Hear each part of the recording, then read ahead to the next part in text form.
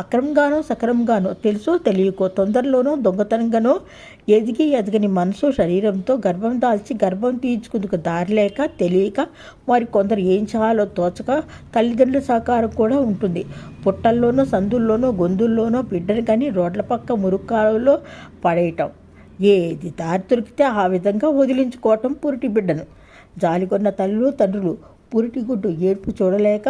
హక్కుని చేర్చుకోవటం, అపురూపంగా పెంత చేసి తాము తిన్నా తినకపోయినా అన్నం పెట్టి చదువులు చదివించి సంధ్యలు ఆడంబరాలన్నింటికీ పెంచి పెద్ద చేసి ఉద్యోగాలు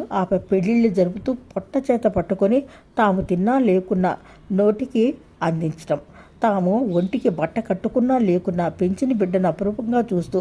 సొమ్ములు అరాయించుకుపోతుంటే ఇదిగొచ్చిన బిడ్డను వృద్ధాప్యంలో చూస్తారు అన్న సమయంలో నువ్వు మా అమ్మ కావు, మా నాన్న కావు, అదిగో వారు చెప్పారు వీరు చెప్పారు, మా అమ్మ